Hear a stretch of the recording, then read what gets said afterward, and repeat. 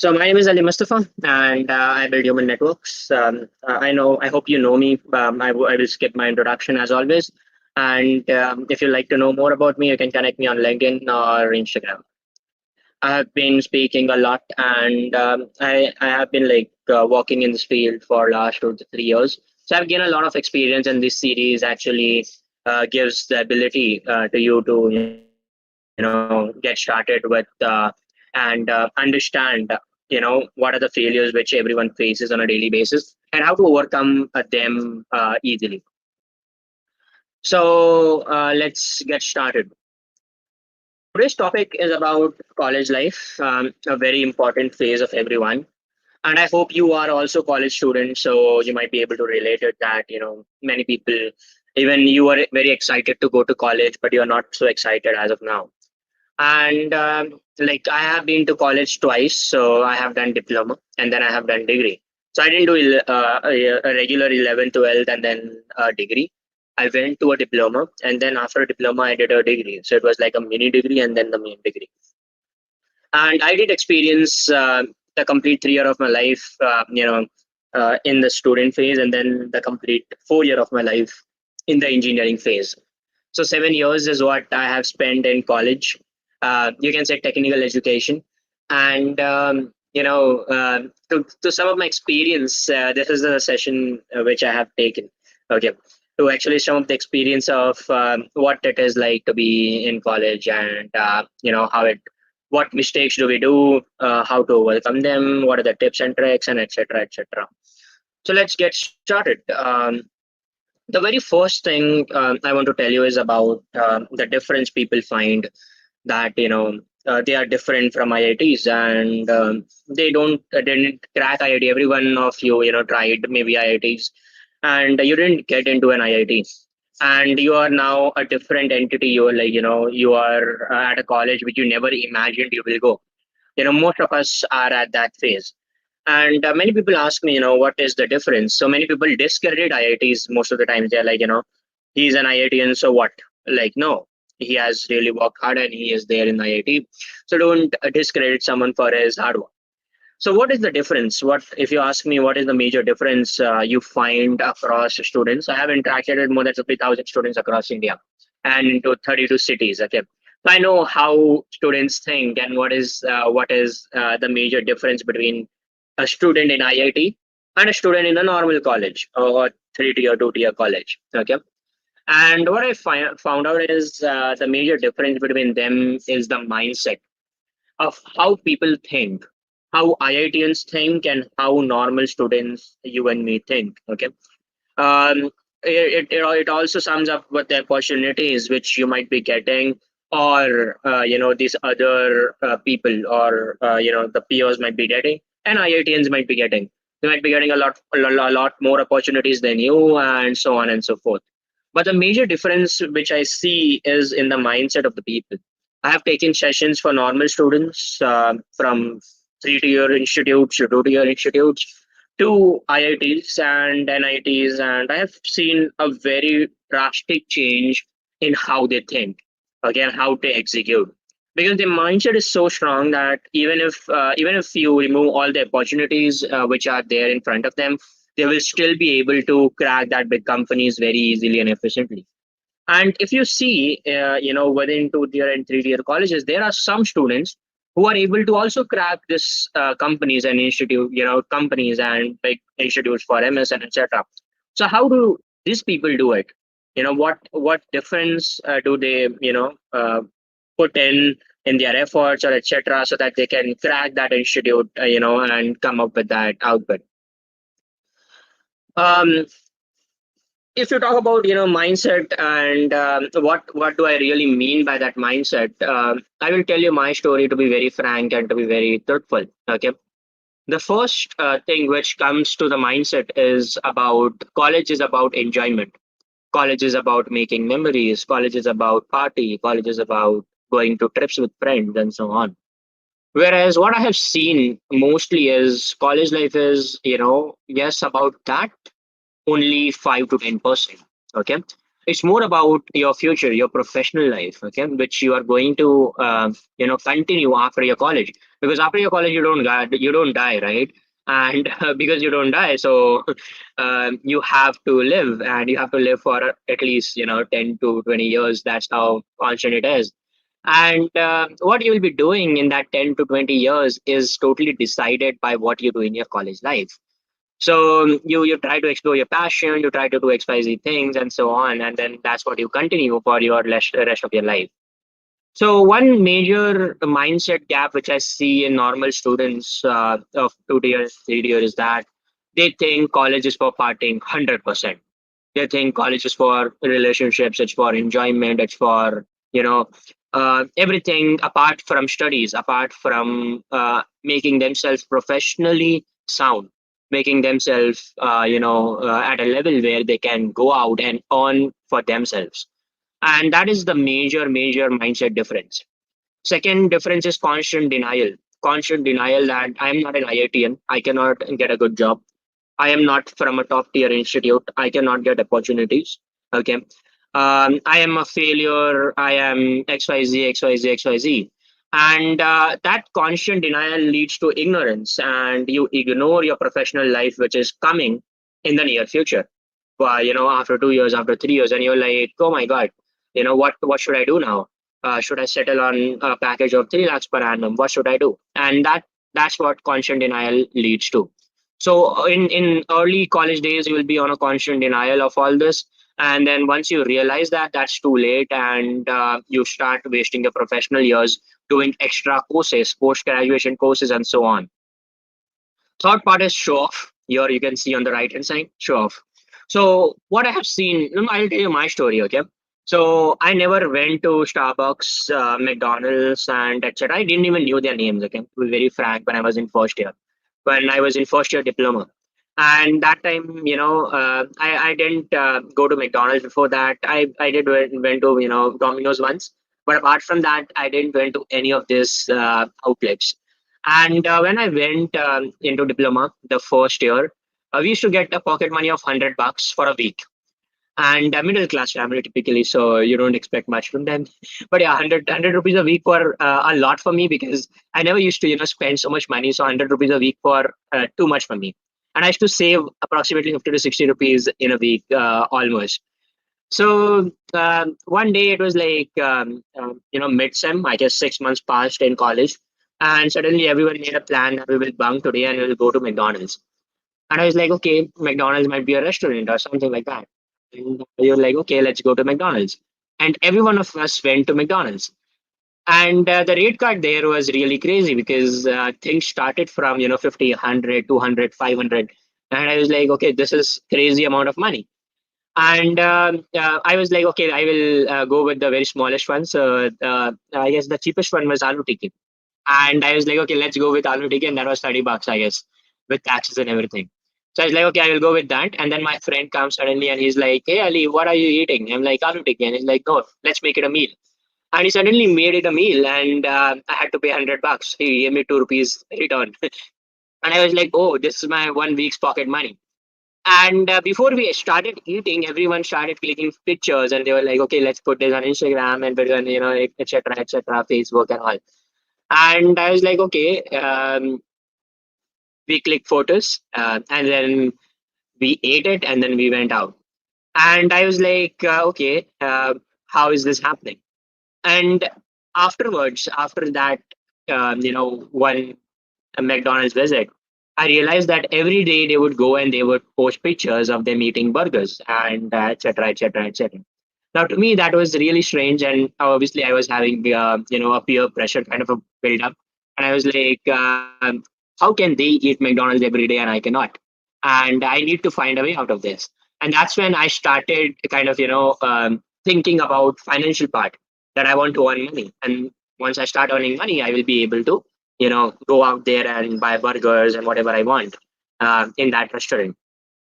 And at that moment, I came up with a business model, and that was teaching students and then charging them fees, and then putting that in McDonald's specifically. So to me, my goal was to get more food in McDonald's, okay, and to show off.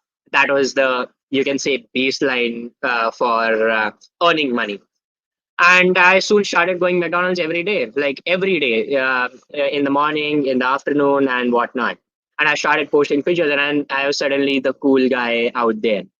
And then the quest didn't stop there. There was a elite group of people in our college, in my diploma college, and they were called as iPhone. They had a club, and there were only four people who had iPhone at that time. I'm talking about 2013, okay? And 2013, 2014. And there were only, three people who had iPhones with them. And they had a club that, okay, we are a club of people who have iPhones. And they had, awesome, they were brand from top to bottom. Gucci shoes, bags, LV, etc., etc. They were brand from top to bottom. And then I again felt that, this is something which I also need to do because I need to be relevant in the college. And being relevant means being doing all that stuff. And suddenly I was like, okay, let's earn more money. Okay, I want to also show off the same way these guys do.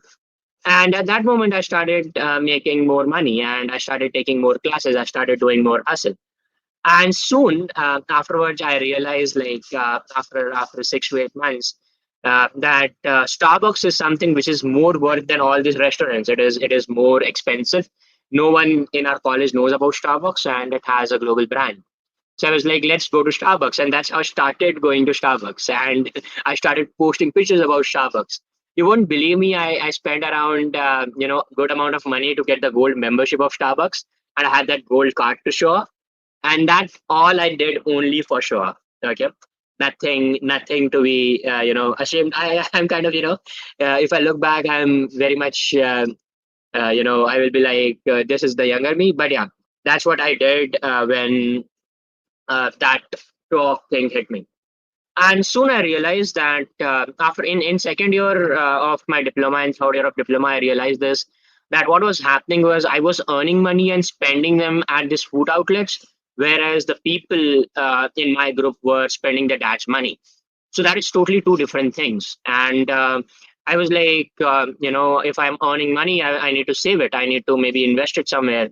I need to, maybe buy some good, devices. I didn't have a laptop back then. So I was like, let's, collect this money. And then I totally, completely stopped going to all these outlets. So show off is a very, very prominent part, very, very prominent part in college life. And it is not just like, it has two phases, which I believe. The first phase is your friend telling you, a rich friend telling you, hey Ali, would you like to come with me for a club? And I'm like, being a middle class, I'm like, I can't afford it. And then he's like, okay, I will sponsor it. And then I'm like, okay, why not? Let's go to a club. And then what would happen? Most of the middle class guys would, get into them, and they were like, okay, let's go to a club. They would sponsor one time, they will sponsor second time, they would sponsor third time, but after that, you had to sponsor your own stuff. So what would happen is you would get entangled into that loop of making sure that you are able to afford what they are able to afford. And being a middle class, that really hits your pocket, that really hits all your senses. And you start taking, money from others, you start getting into debt, you start, doing XYZ things which you didn't wanted to do in the very first place. And that you were only doing because of the peer pressure. So, that is what I mean by mindset. Okay. And if I see that mindset in IITs, the mindset is totally different. They are hungry for knowledge. So if one guy is getting an internship at Google, the other guy is like, oh my, which is the big, another big company who's like Google, I want to get internship there. If a guy gets an opportunity from, an ambassador opportunity for XYZ college, he'll be like, okay, where is the other college which is bigger than that college? And I want to get an ambassadorship of that college. And that mindset of you being in a typical normal college of being in IITs is totally different. Okay. And I have observed it. Okay. Believe me, I have seen it. I have seen it with so many people. So yeah, show off is a very critical part. Then comes habits. So what happens with the show off technique is it becomes your habit. And basically what would happen is you will start doing that things, you will become lazy, you will be with that denial mode that you don't have money. You'll start questioning your parents, that why are we so poor, we want money, I want more money for my party, etc. XYZ factors. And your habit will lead you to not score good marks in your classes. At the same time, it will become toxic. So why most of the people go in college and start smoking is because they see their friends smoking. Okay, they don't really want to smoke initially. They will see their friends smoking, they will see someone smoking, and then they'll get that experience. And in my diploma days, the very popular thing there was hookah. Okay, and everyone was like, let's drink hookah. And I didn't go with that thought because to me religiously also that was not okay. So most of the times I was afraid of that part, so I didn't go. But most of my friends were like, okay, let's go to hookah party. Okay, we will go to hookah, we'll spend some money, and xyz factors. So it becomes your habit, a lifetime habit, which you in the first place never intended to do. Okay, and even today, if I go to Starbucks, okay, my habit is to first click photos. Okay, and that is not because I want to show off today, but that is like kind of my habit. Okay, because today I can afford more than Starbucks, but even if I go to Starbucks, I will click a snap. If I go to McDonald's, I'll click a snap, and that becomes a habit. Okay, and I literally uh, won't go by clicking photos because that becomes a habit. Okay, so yeah, that's how the mindset game plays off when you're talking about all this stuff.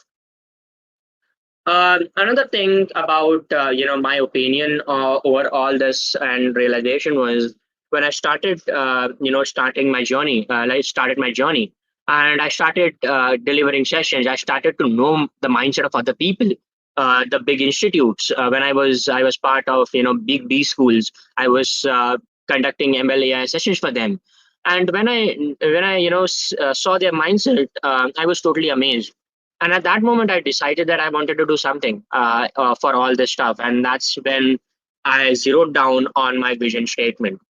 And at that moment I decided that I want to do something in life, and I want to work on a vision, because I used to hear a lot of Ratan Tata sirs and APJ Abdul Kalam sirs, you can say, um, quotes, you can say their speeches and so on, and I used to get inspired a lot from them.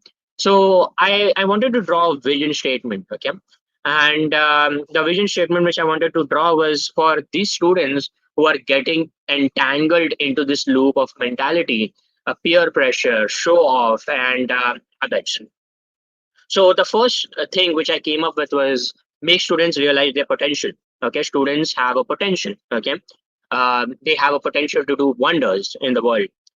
And you see, every big moment have started from students. Okay, like all the big moments in the history have started from students. So make students realize their true potential. What is their potential? Okay, so that is what I came up with initially. And once I was like, okay, I can make students realize potential, but for what? Why do you want to make them realize their potential? What they will do by realizing their potential? And then came the second part. The second part was to rise above the bar of college curriculum and experiment while they study. So you just don't, realize the potential for doing nothing. You realize the potential to rise above the bar of college curriculum. Whatever is taught to you in college, whatever mentality is there in your peers, okay, what they are thinking and how they are reacting to situations, and you experiment while you study. So you are having food at your plate, you are having a roof under you, you are having gadgets, a gadget more powerful than the United States president had in 1960s. Okay, so you have this kind of things with you, and you have 4 years with you. So you can experiment, you can try your skills, you can try your talent, you can continue your engineering sidelines. Okay, and you can explore. Okay, you can experiment your startup, your whatever you want to do in your life, and experiment fail. So that is what the second part of my vision statement developed.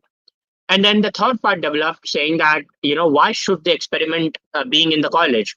Why should they not go out of the college when they graduate and then they experiment? So the third part developed that, okay, going afterwards after the college means wasting your professional years. One professional year mean 10 lakh per annum. Okay, you will be like, how? So after you go into your professional life and you have done 5 years into them, and then you are having a salary of 10 lakhs per annum, then you will realize that 1 year wasted is equal to 10 lakhs per annum. So why not after your studies? Because you don't want to waste your professional years doing so. Okay, you want to earn money, you want to make your name there, so you don't waste this professional years doing experiment and learning again and again. You will definitely do that. Okay, by default you will be doing that. But if you do that while you study, then that really makes a difference. And then the last part, getting developed, because I was going to a lot of institutes, right? I was traveling on a regular basis. And at that moment I was like, hey Ali, how many people can you reach as an individual? It's really difficult, as an individual. Till what which college will you go? How many college will you go, right? And how many people are you going to impact? We have 1 billion people. Okay, how are you going to reach so many people? And then the idea was I cannot do it alone. And initially I started alone, but now I need a team. I need more leaders. I need more people who understand my mindset, and they can, lead in their own campuses, in their own cities, in their, own environment. And that was the final part of my vision statement, which is like, the idea is to make more leaders. Okay, we want leader in every college. We want a guy in every college who can come up and say that, hey man, you know this is what I believe in. Okay, how many people are with me? Okay, how many people want to change their present for the better future? Okay, how many of you want to get out of this constant loop of denial? Okay, and that was the idea. So I started tutoring people. Okay, I started tutoring a lot of people, and today I, proudly say most of them are leaders in their own environments, and they lead a lot of people, and they are also in a constant loop of developing more leaders. So it was like, you develop more and more leaders, and then they develop more leaders, and at the end of the day, what happens is we impact the complete colleges across India and come up with this model. So that was something which was my vision statement, and it didn't develop in one day, it didn't develop in one week, it developed over 2 years of time. Okay, and I wrote this in 2 years of time. I experimented, went there, observed it myself, and then wrote it after 2 years. So yeah. um, One, I would like to leave you with some key takeaways. Is the first thing is, don't get dragged into average mentality. Okay, the average mentality is about going and showing off. The average mentality is about you know spending dad's money. Okay, the average mentality is about a lot of stuff, which is more like, which is like, you are with a motto of settling down with only what is given to you. Okay, and you don't want to go ahead and grab more opportunities and differentiate yourself. So don't get dragged into average mentality. The second tip which I want to give you is, Manali trip is all cool. So in my college days, when I went into engineering, I knew all this. Okay, and I had experienced this from diploma. So I didn't fall in the trap of paying 10,000 rupees for a 3 days trip, 4 days trip, and feeling good for only 4 days. I was with a mindset that if I'm gonna go outside, I'm gonna go to big place. I'm gonna go to Niagara Falls. I'm gonna go to Seven Wonders of World. Okay, and that is something which I want to do. I want to travel the world. I just don't want to go to nearby places and have fun there. Yeah, Manali is cool, but how about Niagara Falls? Think back. So don't restrict yourself with small things which come into you. So small pleasures, like collecting money and then showing off by buying good food. Okay, not good food, you can say, show off food. Okay, or buying your Gucci bag, LV belt, and then all that shoes. Okay, if you are really so excited about them, get a first copy. Okay, and enjoy. But remember that, think big. Okay, you don't need to wear. So I will tell you one very short story. Okay, when I was going and delivering sessions, I didn't had any of these brand shoes. Okay, And I didn't had even coats and all. I was like not so rich kind of. And at that moment, what used to happen was when I used to come on on the stage for everything before the session used to start, people would really look down on me. They would be like, oh man, this is what we have heard about him is really too much. And this guy is coming up uh, with the sleepers on his legs, and then not so good clothes. And how does he deliver sessions? And many people really look down on that part. But when the session started, when I started speaking, when I started talking about technology, when I started teaching people, and everyone forgets what you're wearing, what you're doing. Okay, they are like, oh man, this is really good. Okay, this is something which I want to do. Okay, and they would interact after the session for hours, and they would not let me go to even have food. They will be like, hey Ali, we want to we want 10 more minutes, we want 20 more minutes, right? And that is something which I would like to tell you. Okay, everyone tells you the first impression is a bad is the only impression, or is the last impression. No, that's all jokes. Okay, if you're not if you're not wearing Nike, you're not wearing Puma, that's totally fine. I bought Puma shoes after last year. Last year I bought one Puma and one Nike, and that too I really wanted. I really like that shoes, and that's why I bought it. Not because I wanted to wear that and go to a session. You will see most of my sessions I deliver in slippers. Okay. So one incident where where I felt bad was when I was in Solapur, and it was a two-tier college, I guess. No, three-tier college. It was in a village, and there everyone was wearing a coat. The audience was wearing the coat. The faculties were wearing a coat. Everyone was wearing a coat, and I was wearing a XL size T-shirt, which was hanging like a hanger on me, and a sleeper and a jeans. And I was on stage sitting with all of them. And obviously, it was odd man out, and I was right there. And only at that moment, I felt a bit of like hesitation that, oh my god, like this is not so good, and I'm not so good looking in that sense, and that's why. But at that moment, they didn't once I start speaking, they didn't even bother about it. But yeah, that is there. So think big.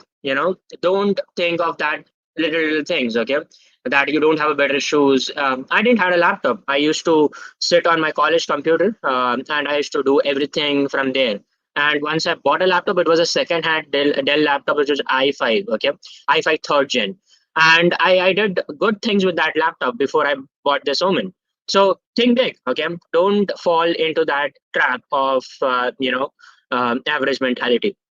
The third point is show off on dad's money is not cool. So remember, most of the people you might see showing off, they don't have money. Okay, they are showing off on behalf of their dad's money, or they are not rich enough because their dad is rich. They are rich by default, so that's how it goes.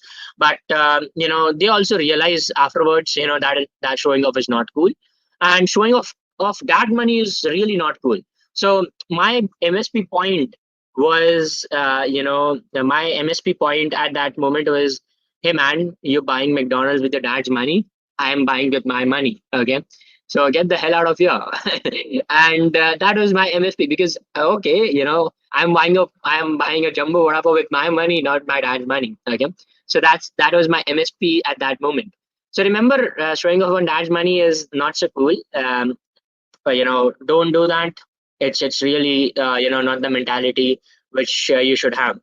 Become financially independent in college. Okay, you won't believe the first thing which I did to become financially independent was to do Xerox. Okay, I started doing so what I discovered was the Xerox cost in Andheri was very less. It was 40 paisa, and the Xerox costing in our college was 1 rupee, 1 rupee 30 paisa. And what I used to do is I used to get the contract of the complete college notes, and I used to get it done from Andheri, and I used to make around 1,000 bucks on top of that. Okay, on one book set. So I used to make 4 to 5,000 bucks just by delivering Xerox from this point to that point, because I found someone who was doing it for less. And I totally believe no job is kind of something which is you can say a bad job, or you should be ashamed of. That is your job. So to become financially independent, I started doing that. And once I had good amount of money, then I left that and I got a laptop, and then I started working on my technology, because that is something which gives you the ability to have that kickstart. And I still remember I bought two phones. I gifted one to my uncle, and I got myself one phone because I didn't have a phone in diploma. And in the second year I got two phones with the money which I earned from Xerox. Okay, so that was a big business. And to finally, I was doing hard work. I was actually picking up like 20 kgs of paper and traveling from Andheri to Churchgate. Okay. And but to me, I was financially independent. I could buy what I wanted. I could go to my favorite restaurants and etc. So become financially independent being in college. That is really cool. That gives you a lot of confidence. Okay. And finally, change the mindset. Okay. So don't keep that average mindset. Change it. Okay.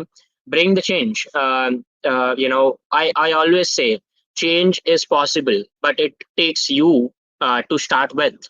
Okay. Change is not possible because you tell others to change. Okay. Change is possible only because you want yourself to change and you want your mindset to change. It is really difficult. Okay, because I'm not going into college festivals, and people would be like, hey, this is a very uncool guy. Okay, he doesn't go to college festivals, he doesn't do this, he doesn't do that, he doesn't go party and etc. It does set a bad image to you. But if you see my first year students in my college, in AP shop, they would, so once it happened that I was traveling in a bus, and there's a group of three girls. They came in and they were like, hey, you are Ali Mustafa, right? I'm like, yes. And they were like, you gave a TEDx talk and you are in our college, you are a senior, right? I was like, yeah. And then they were like, can we have a picture with you? And I was like, oh my. At an environment where my peers would look down on me, juniors would come and they would be like, oh, he's our hero. Okay, we want a photo with him, and so on. And that really keeps motivating you. Okay, so change the mindset. It's totally fine if your peers don't give you that validation, but there are kind of specific people who will give you mindset, who will give you that who will understand your mindset and give you back in that sense. So yeah, that's from my side. If you have any questions, I'll be more than happy to answer them. Else we are done for the day. So one big mistake which I did today was I didn't send emails to register people who registered, and that's why I started with a very less audience, and I did that in between the session. So yeah, uh, but yeah, not a problem. We still have 15 people, so that's good. Come on, if you have any questions, please ask me so that I can answer them. If not, that's good. Also for certificates, many people DM'd me that they didn't got the certificate. So for getting your participation certificate, what you need to do is after the stream is over, okay, you need to comment your takeaway from this session. I will match your name in the form and send you a certificate. Okay. So if you have, and many people have not done it. So if you want it, please do that. Okay. And it is just for attendance. So I don't really feel it is, much more like a validation. But yeah, if you want it, I'm ready to give it. Okay. Any question? Oh, Ganesh is here in the chat.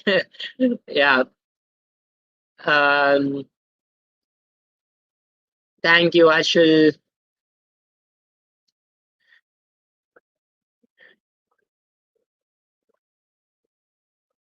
Thanks, Ganesh. Yeah. No questions, is it? That's good.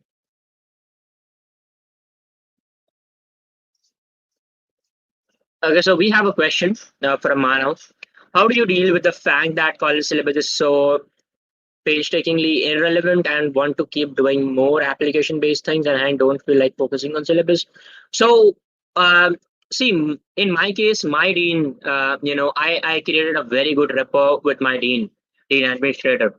And he understood what I wanted to do. He understood my vision. He understood, what I wanted to achieve for me and my peers at the same time. So he would allow me to experiment with a lot of things, including the part where I can go ahead and I can do something apart from the syllabus. I could introduce something which is apart from the syllabus for everyone and make it compulsory, damn compulsory for them, so that they have to do that, and that would really help. But if the authority is not with you, then it becomes really, really difficult. As an individual, what you can do is you can work on different projects. You can develop your you can develop your technical stack that way. But if you have that peer capacity, that will really help you to develop yourself really quick, because there are five people dependent on you who are really want to learn from you. So what I did in my college days was, in the first year, in the second year, we started something called as after five.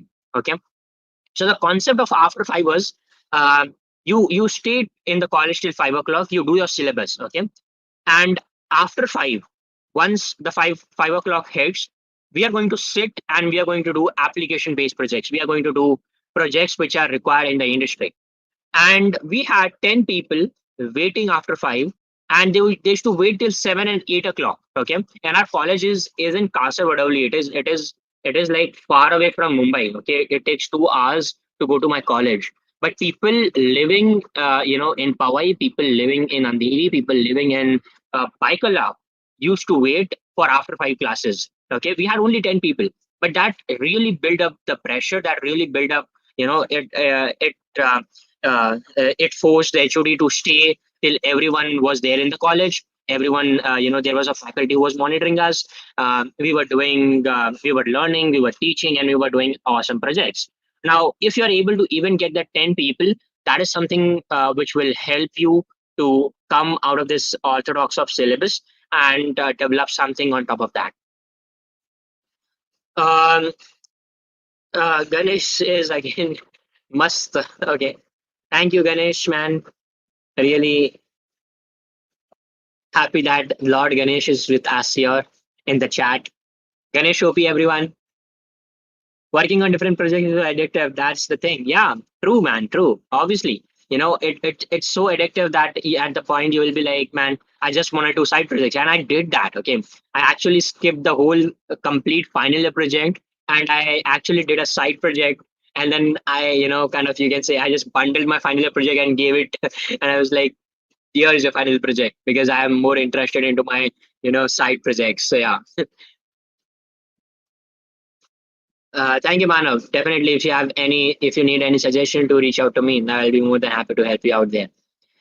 Okay, so I guess there are no more questions, and with that, we would end it. Hey, Harsh is here. Okay. Anyone else have any question? Because we are way inside our time, and I didn't wanted to tell you more stories, but then um, I was like, I don't want to bore you out with my stories, so I just told you some prominent ones. But yeah, yeah, I started cubing. I am not able to solve one part. So here you can see this is what I have solved. Okay, and I have made T's across. Uh, you can say the cubes. Now I'm going to solve the complete cube really soon. I've learned the algorithm. Okay. Uh, uh, Ganesh, next time we are at the end of the session, Ganesh, I'll definitely tell you a story next time. Maybe in the next failure story episode 4. I have a lot of them. So yeah.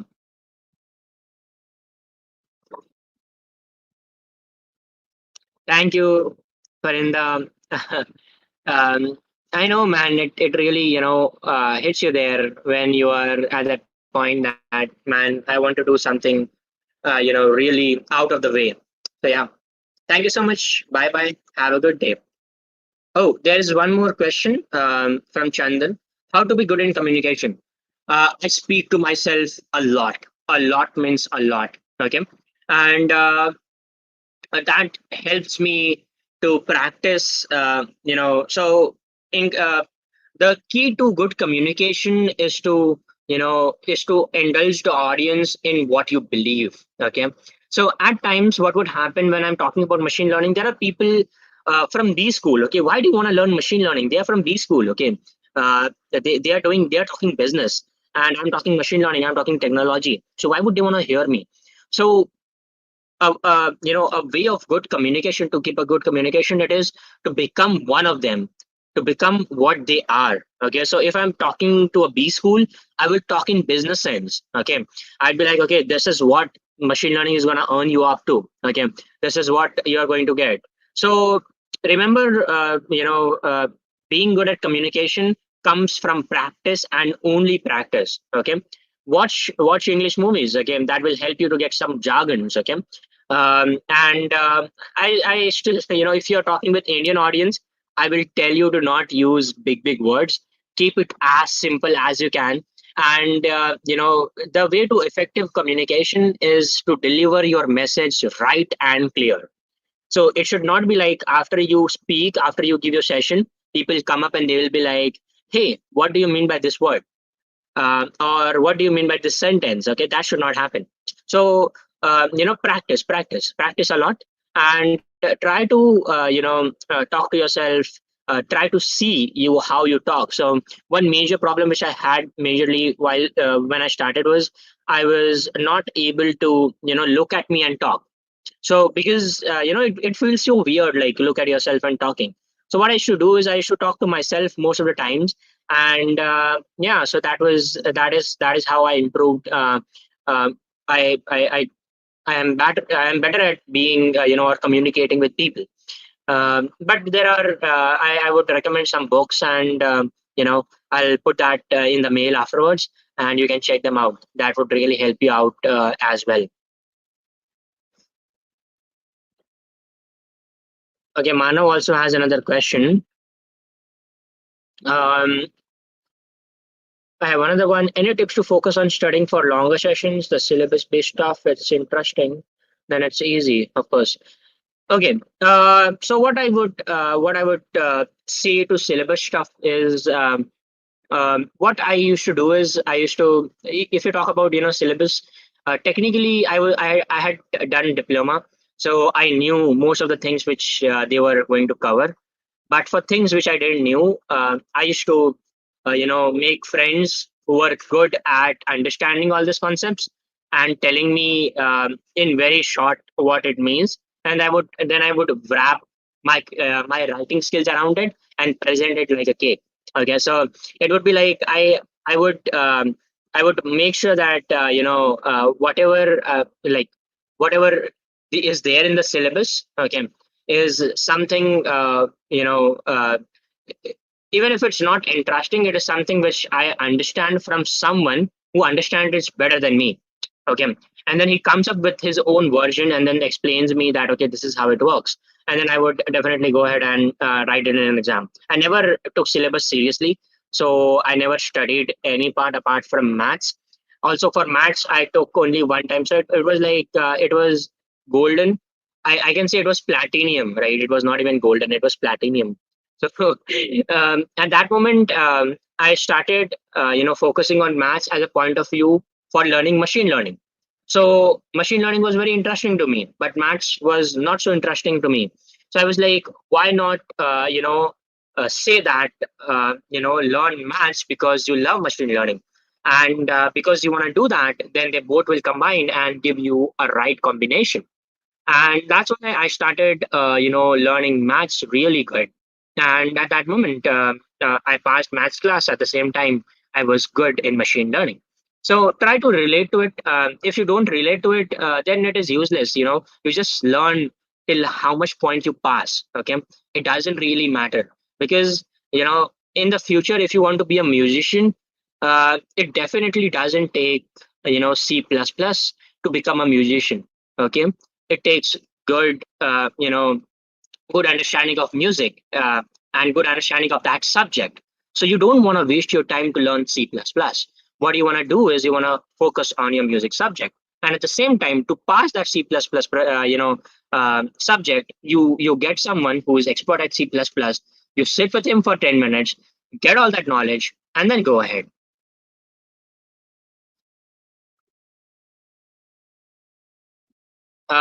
Again, so people, when I start leaving, then people starts asking questions. Okay, so Brinda has another question, and I guess the question is: will you recommend learning Java because of college? If I want to build any career in ML, see, Java is, really a good language. Okay, and but the problem with Java was that currently there are more better languages than Java, which is currently ruling the industry. And JavaScript frameworks are really ruling the industry. And if I look 5 years down the line, they are kind of something which you should really be concerned about. At the same time, languages like Python, languages like Go, which are used on server side, they are also really getting in. They are also gearing up and making their space in this industry. So I would not recommend you, learning Java to that extent. But I would tell you that if you really want to learn Java, then learn it the really good way. Okay, be an expert at it.